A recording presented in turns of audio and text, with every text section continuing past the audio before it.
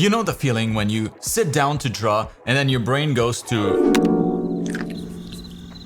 absolutely nothing. The pen is in your hand, the canvas is right there, but your brain just refuses. Every idea feels bad before you even start it. And the longer this goes on, the worse it gets, until just thinking about drawing makes you kind of anxious. So you avoid it, which makes the next attempt feel even harder. And well, that's an art block right there. And pretty much every artist hits one eventually, if not multiple ones, me included. But there's one thing that I've literally never seen explained in any video talking about art blocks, and it will completely change how you beat them.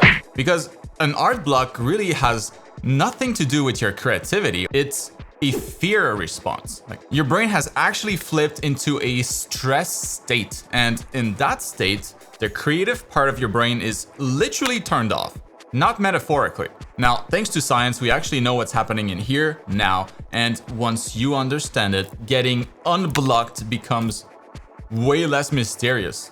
So let me show you exactly what's going on and what the fastest way is out of it. Let's get started. All right, let's start with a very quick bit of brain science, because understanding that part should make everything else click a lot easier. So what's good to understand is that creativity happens mostly in your prefrontal cortex, that front part of your brain that handles like problem solving, imagination, and connecting ideas in new ways. Creativity, that's your creative engine. But you've also got this other part in your brain called the amygdala, which is your brain's alarm system, basically, the thing that handles fear and your fight or flight responses. And that is the key. Like, when you feel stressed, anxious, or scared, your amygdala takes over and floods your system with cortisol, your stress hormone. And when that happens, it actually dials down the activity in your prefrontal cortex. Your brain basically decides, hey, there's a threat here, and now is not the time for daydreaming and making art. Now is the time for survival. So it shuts down the creative engine to save resources. And that's an art block, and it really is a good name for it, because that's literally what happens in the brain. It's your brain in survival mode. Like, the creativity didn't go anywhere, it's just been locked behind a door that stress slammed shut. And study's pretty clear on this. Creativity needs a feeling of safety to actually function.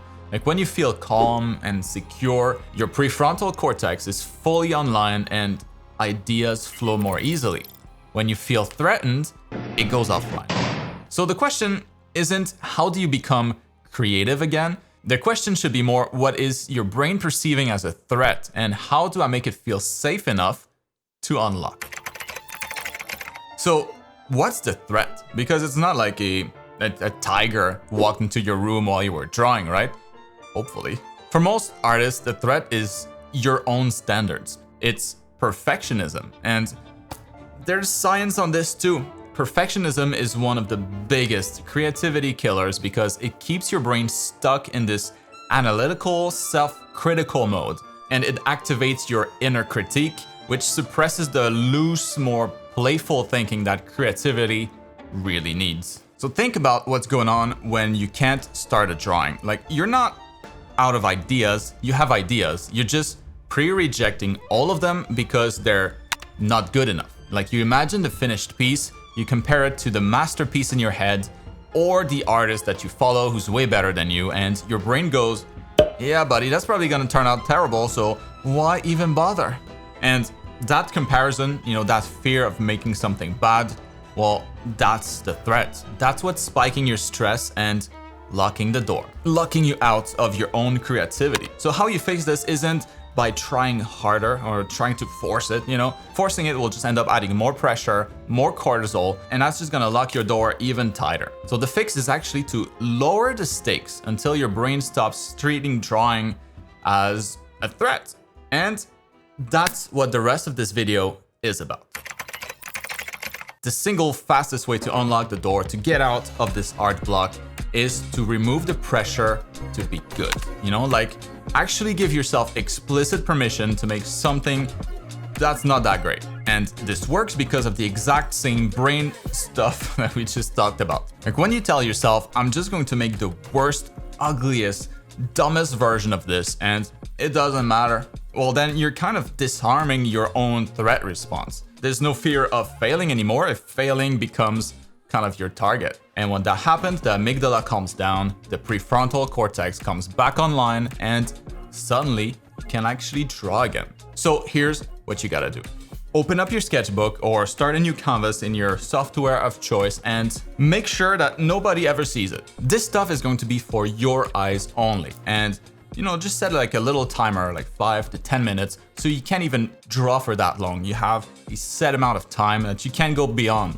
And then intentionally make bad art. Like don't try too hard. Scribble, draw something stupid, draw like the ugliest character you can possibly think of. The point here is to completely detach from the outcome, because the outcome was the thing that was scaring you ultimately. Now, I do a version of this myself, a solid chunk of what I draw, roughly like 20 to 30% or so, is stuff that will never become public. I don't show it to anyone, ever. It just lives in my sketchbook, and that private, like no stake space is honestly where all of my best stuff starts. And I think it's just because there's no pressure on it. Like when nobody's watching and nothing counts, your brain finally relaxes enough to play. That removes the fear of, failing in the end. And that's the whole trick.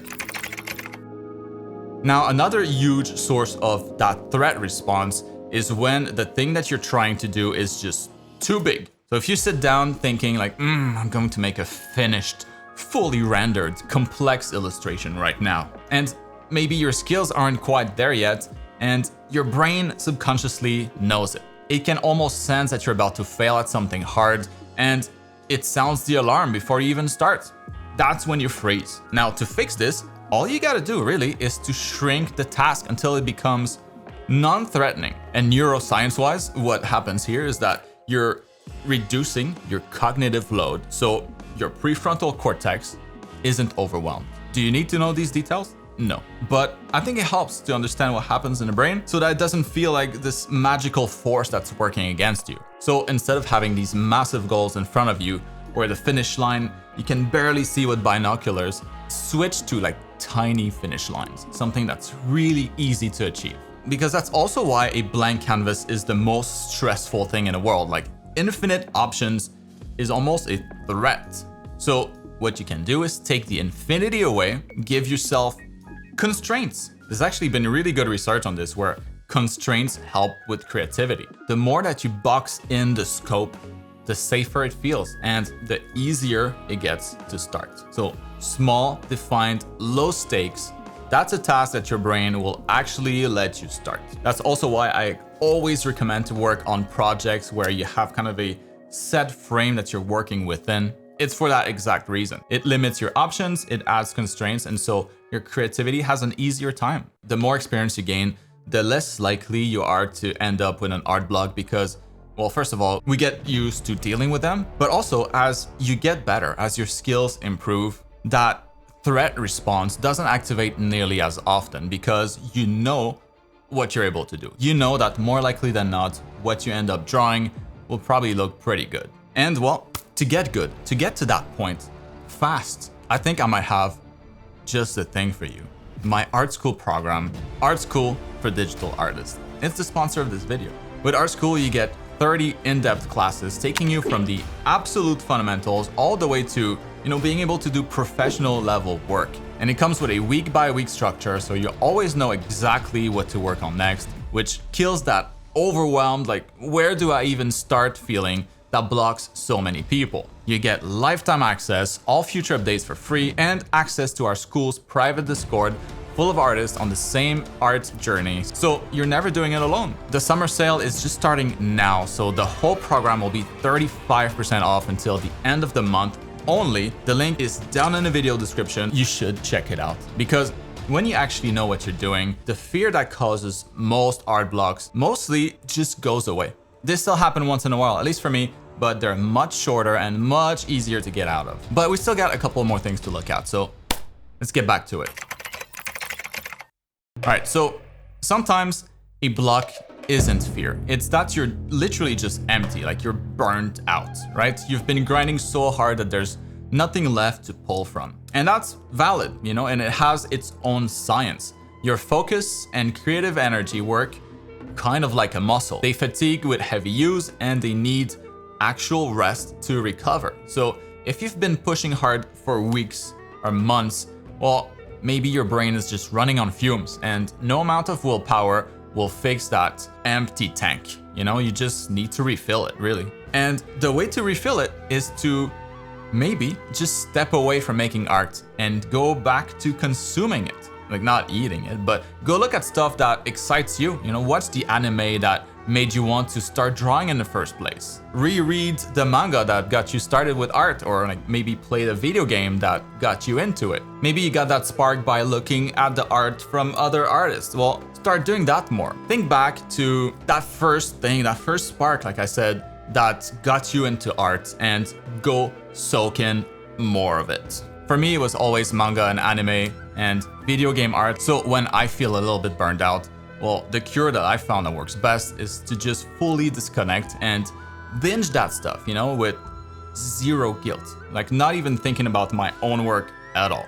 I'm just letting myself enjoy the things that I like I did before it was my job. And every time, after a little while, that itch to create comes back on its own. Like you can't force the tank to refill any faster, but you can make sure that you're actually putting in good fuel. One important thing though, when you do feel that spark is coming back, ease in slowly, and that's really important. Like don't immediately try to grind for 80 hours in a day.